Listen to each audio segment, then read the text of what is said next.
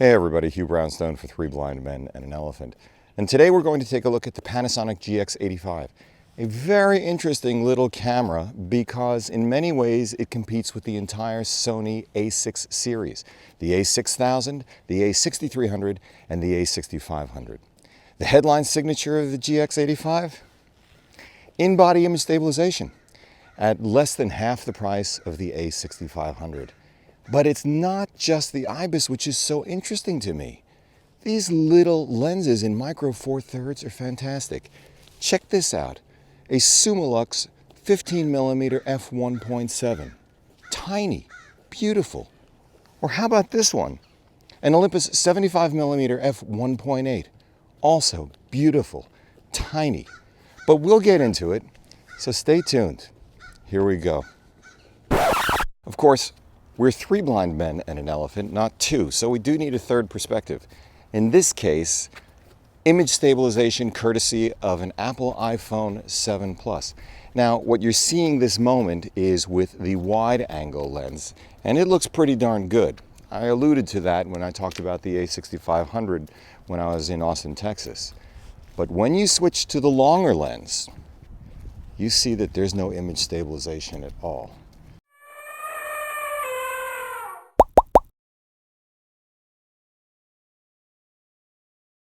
Right after I started recording my GX85 review, I realized I needed to accelerate my production schedule because of the year-end crush. So instead of a GX85 review, I'm going to wrap it into my 2016 year in review. And that begins with a thank you. 2016 was the year I went out on my own as a blogger, and your response has been extraordinarily encouraging to me. I love what I'm doing.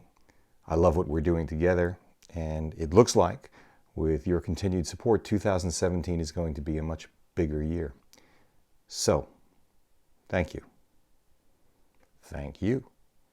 And thank you. 2016 was the year that Fuji and Olympus put Panasonic's GH4, as well as traditional DSLRs, on notice with the release of their X-T2 and OMD EM1 Mark II. It was the year that Sony leveraged its sensor expertise at an amazing clip, introducing the A6300 and A6500, along with the RX1R Mark II, the RX100 Mark V, the RX10 Mark III, the A99 Mark II, and the FS7 Mark II. It was also the year that Sony introduced their stunning G Master lens line. 2016 was the year Hasselblad got its mojo back with the H60 and X1D with the best software interface I've ever seen on a dedicated camera. It was the year that Panasonic scrambled on the one hand with a vapor announcement of the GH5, but then delivered an arguably better Sony RX10 than Sony itself with its FZ2500, complete with real 3-position internal neutral density filter and 10-bit 422 4K out through micro HDMI. Speaking of vapor, it was the year Fuji also announced its own Hasselblad X1D competitor, their GFX50, though I never got closer than a prototype under glass. DJI released the Transformers-like Mavic Pro and drove stakes through the hearts of both GoPro's Karma and 3DR's Solo. Sigma's 18-35 and 50-100mm f1.8 zoom lenses became legendary.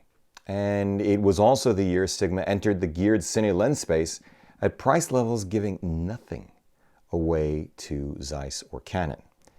Speaking of which, it was the year Canon got serious, maybe, about mirrorless with their EOS M5, introduced what for many of us was a yawn of an update with its 5D Mark IV, and on the other hand introduced an Alexa, Red, and Sony F55 competitor in their Cinema EOS range-topping C700. 2016 was the year that 3-axis gimbal prices began to drop as two-handed gimbals suddenly gave way to single-handed gimbals like the $649 Crane and the $299 DJI Osmo for smartphones, though the Osmo continued to have teething problems. It was the year that VR arrived. Again. It was supposed to be the year of multi-lens sensor technology, but the light L16 didn't ship, and Apple's iPhone 7 Plus arrived without a production version of its highly anticipated software-simulated bokeh. Although it has to be said as a member of the beta program that it looks pretty good, even if you can't use it in video mode or a number of other ways. We'll get into that. And 2016 was the year of the devastating Kumamoto earthquakes. Who are my 2016 winners, and what makes 2016 different from my previous picks? Well, there are many fewer categories this year, just 6, with no runner-ups. Runners-up? You know how I always say, yes, it's about the gear, but no, it's not about the gear, it's really about the people? Well, yeah, this year was about that. First up, industry trend of the year: rapidly rising prices. In the end, I think 2016 was mostly about camera and lens manufacturers accelerating their efforts to stem the decline in profits amidst absolutely cratering, continuing drops in unit volume. Their approach, shifting to higher value add and higher margin cameras and lenses, whether we really needed the new bells and whistles or not. I might have done the same thing. It might help to think of this industry trend of the year the way Time magazine selects the man of the year. It's not an endorsement, but instead a recognition of what's been most impactful. Because while the gear is great, this particular trend has brought with it 3 problems. 1, more gear is being released just a bit too soon, made right after the fact through firmware updates, and is causing pain for early adopters. 2, if you buy into the implicit annual upgrade mentality, there's less of your money available for everything else. And 3, this includes honing your skills or simply showing up in the right place at the right time. But there was one camera in particular that bucked the 2016 industry trend of the year, and that makes it my 2016 camera of the year. And that, as you might have guessed, is the Panasonic GX85. That's right, a micro Four Thirds camera with an aging 16 megapixel sensor, crap audio, no mic or headphone jacks, a viewfinder I don't love, an LCD panel I don't love, a menu system I don't really love, and contrast detect only autofocus beats out everybody. Yes, the GX85 has a very modest micro Four Thirds sensor. Continue autofocus was surprisingly jittery at or near minimum focusing distances, and tracking in video wasn't great no matter what I tried. Though I'm still willing to believe I just didn't know what I was doing, since I had the camera a relatively short period of time during a very busy schedule. The camera doesn't offer log shooting. Not a big deal for me, but I understand. Right, it doesn't have a head or microphone jack. It doesn't offer high frame rates, though, to be fair, it will do 60 frames per second in 1080. Its access door for the battery and SD card is on the bottom. It uses, like just about every other hybrid mirrorless camera out there, a crap micro HDMI port. Its rear LCD panel is every bit as limited as the one on the Sony A6 and A7 series. It doesn't have the articulated EVF of its bigger brother, the GX8. Its PEZ-sized batteries are not much different from the ones in Sony's A6 and A7s. Yeah, it has a much fuller touch interface than the Sony, much more mature, better thought out, but in practice, in the end, it doesn't allow me to do things dramatically faster than slogging through Sony's menu system. Forgive me, but lipstick on a pig, if you ask me, but hold that thought. Here's the thing. The GX85 is capable of lovely stills and video, including 4K. Its in-body image stabilization makes a big difference in video, but really shines for stills. IBIS is not yet a substitute for a gimbal or a Steadicam. The autofocus works much better in stills when set to single shot, and worked better than the A6300 in very low light, locking on quickly and securely. I have to say, this surprised the heck out of me.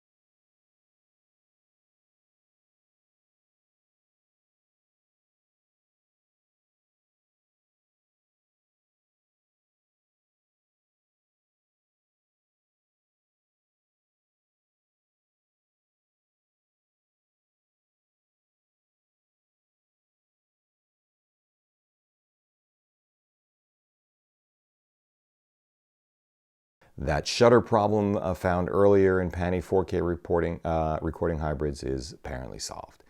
The camera feels solid. It has a more functional remote app than any other I've seen in the space, and in fact, I'm using it right now. The GX85 doesn't suffer from overheating. It's not limited to recording 30 minutes.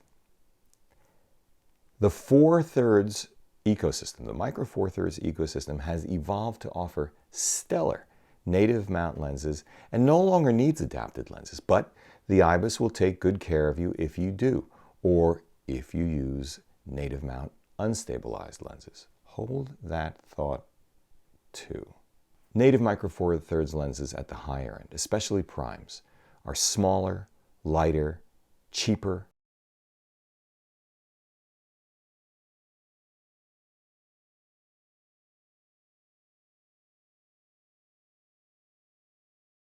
and more abundant, usually, than APS-C lenses, say from Sony, and now give away very little to full-frame glass where the differences are even more pronounced, like this 90mm Sony macro f2.8 compared to the Nocticron, which actually is sitting on my camera right now that I'm using, or this Lumix 15mm versus this APS-C 12mm 2.8.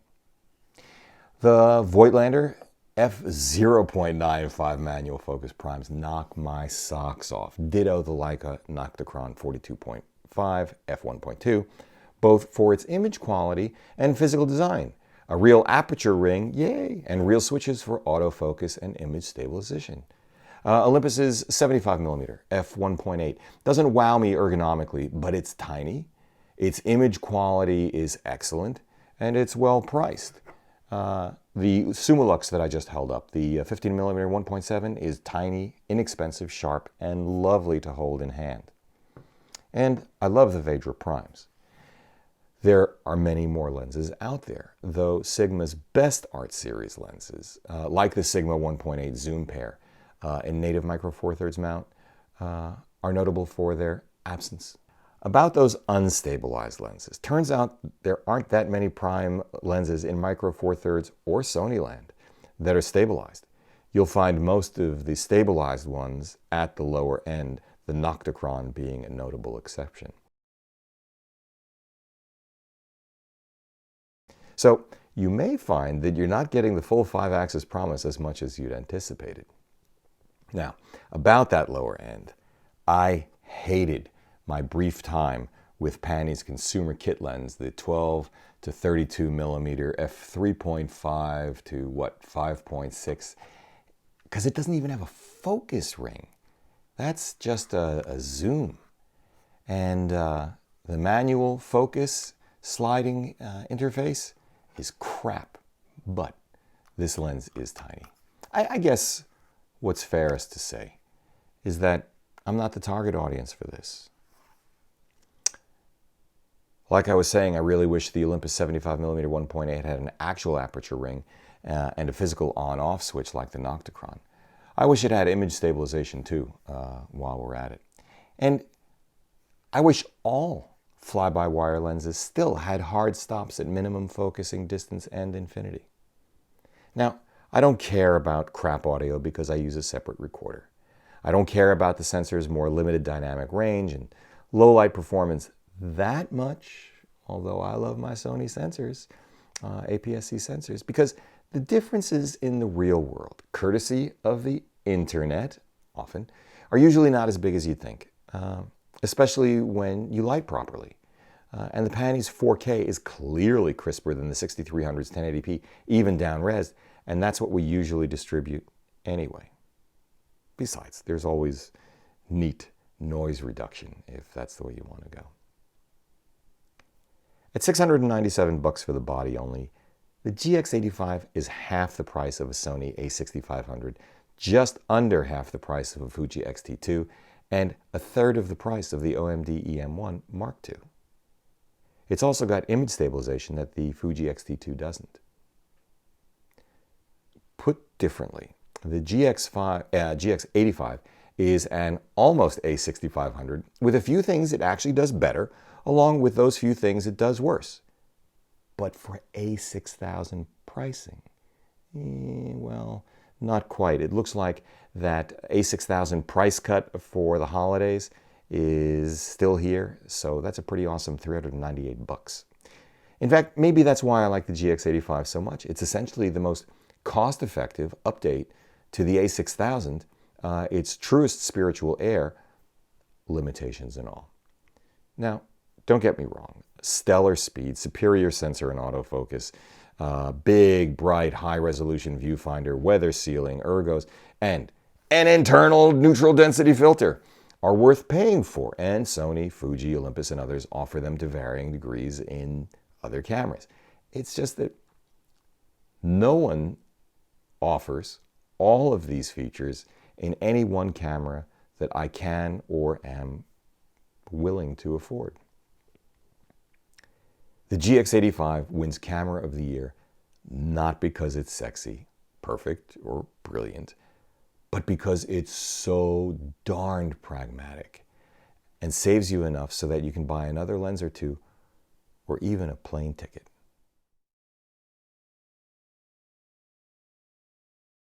On the other hand, there were some really great lenses released this year, but it was Sony's 85mm f1.4 G Master that inspired me, left me breathless during the shoot, and allowed me to create images that make me happy every time I see them.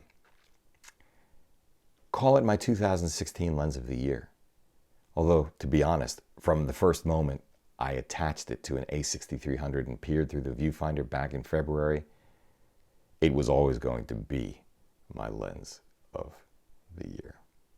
Now, at just about $1,800, it's expensive, it's big, it's heavy, it isn't stabilized, which means you really do want to mount it on the A7S2, A7R2, A6500, all with in-body image stabilization.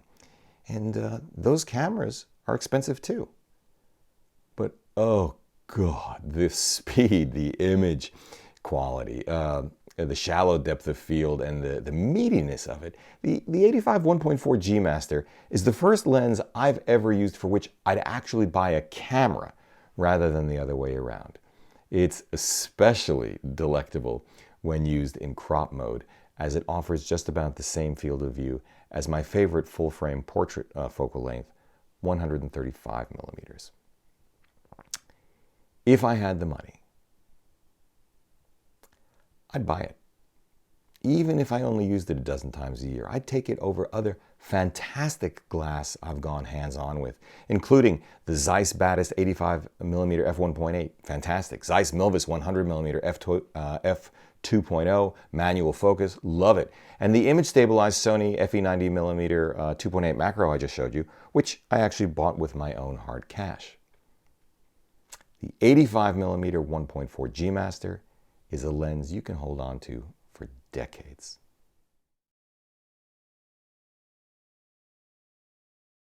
Let's move on to 2016's emerging technology of the year, computational imaging. Well, startup light company promised it. Huawei got caught faking it, but it was Apple that delivered the first real mass consumer computational camera that I'm aware of, the twin-lens iPhone 7 Plus. Yes, only the wide-angle lens is stabilized. Yes, only photographs, not video, are supported in the still beta but impressive portrait mode with simulated bokeh. Yes, that portrait mode doesn't do well in low light or at close focusing distances. Yes, the interpolated zoom doesn't particularly rock me, and going on beyond the full frame equivalent of 56mm telephoto is digital only. It takes processing power and advanced software to get this right, but the beauty of computational imaging is that processors still seem to be adhering to a greater or lesser extent Moore's law, and engineers really are now focused on the problem. Pun intended, yay. Let's see what happens in September 2017. What's clear to me is that this is the next wave in imaging. Look, in the overall scheme of humanity, berating camera manufacturers for not making cameras easier to use has got to be just about at the bottom of what's important. But with this being out of the way, I want to make a simple point, which is that virtually all of today's dedicated cameras seem to have been designed by software engineers rather than image makers, and that's just wrong. No real photographer or filmmaker thinks menu or custom button assignment before he or she thinks composition, blocking, shutter speed, frame rate, aperture, field of view, depth of field, ISO, or focus. No photographer thinks in terms of C1, C2, FN3, or center button at the moment he's trying to capture image or footage. Unless he is. And then remembering what C1, C2, or FN3 represent is stealing mind share from the more important business of actually focusing, composing, or whatever is directly related to capturing the image. By the way, is there a single empowered camera designer out there thinking, what if I want to use the camera with gloves on? As in, I want to be out in the real world beyond room temperature. Have you ever tried to shoot in sub-freezing temperatures while it's snowing without gloves? I have. My fingers stopped working after 90 seconds. I timed it.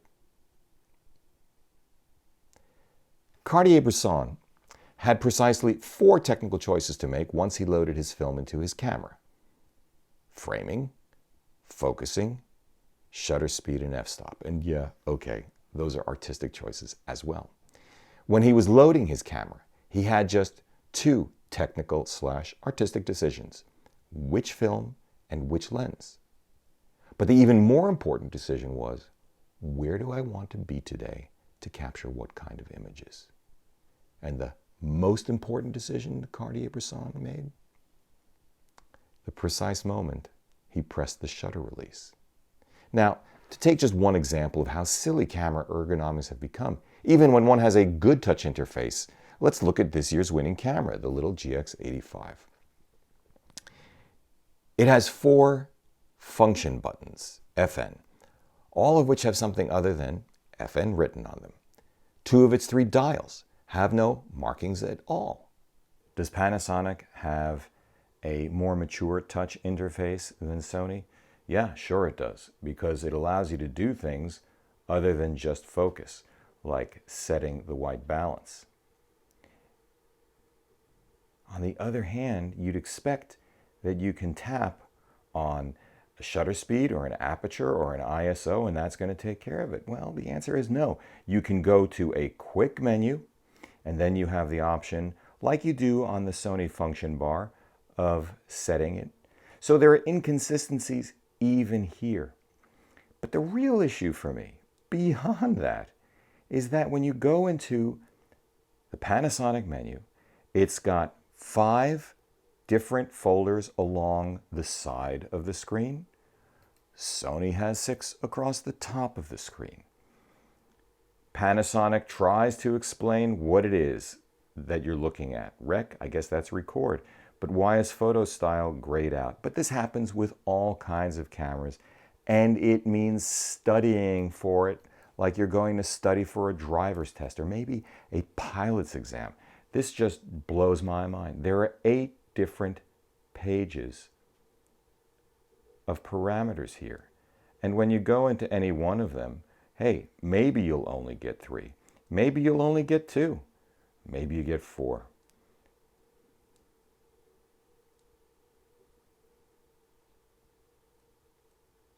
But the point is, you can get buried in all of this stuff, and it drives me nuts.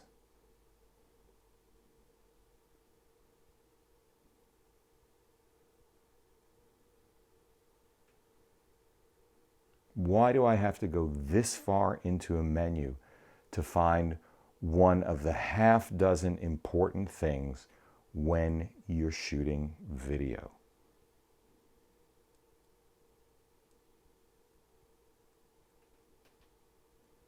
Why do I have to go to another screen altogether to get at zebras?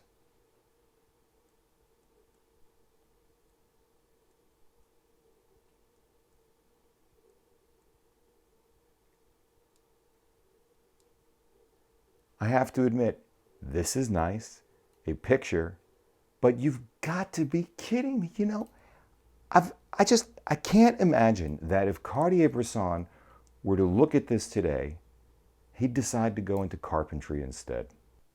Do you know what an iPhone has on the screen while you're looking at the subject?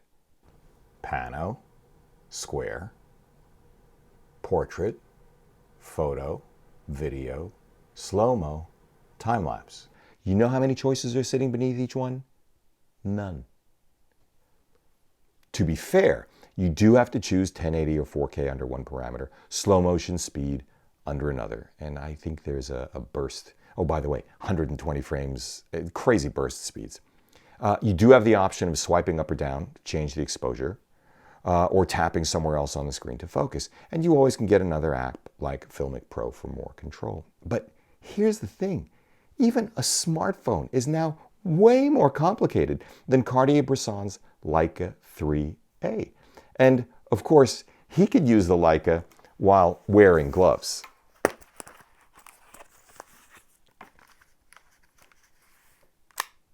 Try doing that on a touch screen. Do you know why most drivers prefer buttons to touch screens? I think it's because they want to access functionality without taking their eyes off the road. And that secondary functionality is not all that important to the main event, which is getting from point A to point B. Every time a camera makes you pull your eye away from the image to navigate a menu system, or even run through it while your eye is up to the viewfinder, I don't care if it's by a spinning wheel and then pressing on an enter button or swiping and tapping with your finger, it's asking you to take your eyes off the road. In the end, we're wasting a lot of time looking for incremental improvement in what I think is the wrong paradigm. It's enough to make me look more closely at Fujifilm's X-T2 for its physical ergos and its film choices, or Hasselblad's X1D with, again, the best software interface in the business. But could I use either one with gloves? And would either one really shorten the distance from intent to result? To be determined. All of this really leads me to what I regard as the most important award I can give at the end of 2016, and that's the one I just made up this week. My first ever wooden elephant. I'm not sure if it will survive a second year. I don't know if it ends up being called the Woody, which is a really bad idea, or Ellie, which is pretty bad too. But it's the most important to my mind because it is awarded to the one imaging example truest to the founding principle of three blind men and an elephant. And that principle is this: getting to the fundamental truth, or at least recognizing what we don't know, is what sparks curiosity, creativity, collaboration, and goodness.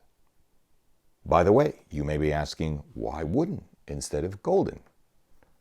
Well, two reasons.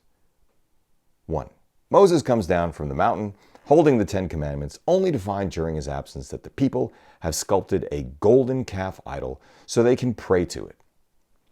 Maybe they hadn't fully escaped the slave mentality. Maybe they needed something simple and concrete to objectify and surrender critical thought to. Maybe not. What do I know? It just strikes me that gold, in general, is not particularly interesting or useful except in conducting electricity, making art, or trying to impress the wrong kind of person. Frequent flyer and credit card programs notwithstanding. 2. Woody Allen once said that 80% of life is just showing up, and I really like that. I believe it. And if that's the case, something less than 20% of our image making is about the gear. The rest is about people. Maybe I'll just stick with the elephant for right now. So, without further ado, 2016's annual Elephant Award goes to the Native American drone pilots at Standing Rock, North Dakota.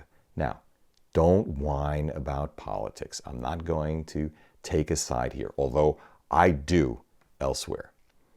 What I am doing is giving you my take on the best example of the value of and need for multiple perspectives and humility in holding any one of them. Many people forget or don't know that some of the most riveting images ever captured have to do with conflict, how things work, or the human condition, real or fictionalized.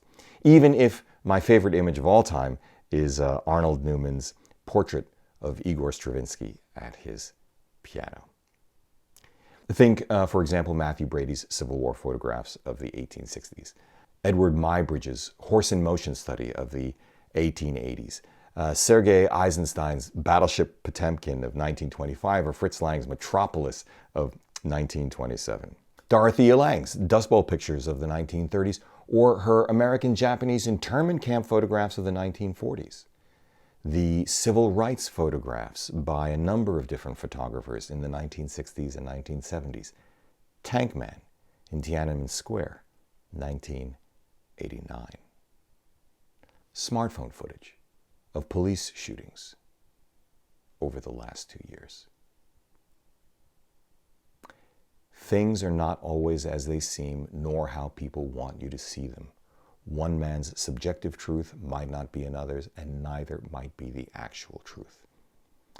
In 2016, I think the most profound and important images in this regard, and there were many, from around the world, including the tragedy in Aleppo and the resultant exodus of millions of people to Europe and elsewhere, were filmed right here in the United States, in an unlikely place, by unlikely documentarians using unlikely tools. Consumer hobbyist drones near Cannonball, North Dakota, home of the Standing Rock Sioux. This is the site of a conflict between Native American water protectors and their supporters on the one hand, seeking to stop the Dakota Access Pipeline, a gas pipeline, from being drilled underneath their water supply, and the pipeline's owner, Energy Transfer Partners, state government and local law enforcement on the other. It's a through the looking glass moment in the tension between what Alexis de Tocqueville referred to as the great American experiment in democracy and the adage attributed to President Calvin Coolidge that the business of America is business. 2 Native American drone pilots in particular. One man who goes by the nom de Ariel, a drone to be wild, and the other, the owner of Digital Smoke Signals, a guy named Myron Dewey, have done more to film what is actually happening there than anyone else. Their footage, at a point in time when major media outlets sent no one and gave this virtually no coverage, shows the gaping difference in perspective between what local law enforcement and government officials are calling protesters and even terrorists, and what those very same people see instead as self-described water protectors and police brutality. Drone to be Wild and Myron Dewey have provided drone footage allowing many of us a perspective, perhaps drawing different conclusions than we could have on our own or through the lens of traditional news sources. They've done much to illuminate a conflict that goes far beyond a simplistic white hat, black hat analysis, and in fact goes way beyond Native American Indians and cuts to the core tension among civil rights like freedom of speech and freedom of assembly, the geostrategic imperative of depriving perceived enemies of economic oxygen by flooding the world market with cheap fossil fuel versus the long-term benefit of sustainable energy development, and the perhaps unintended, perhaps not, consequences of defining corporations as people. If you haven't already seen Drone to be Wild or Dewey's work, I encourage you to find them on YouTube. And if you aren't aware of or haven't fully read up on the Federal Aviation Authority's temporary flight restriction over Standing Rock, I encourage you to do so as well. And draw your own conclusions.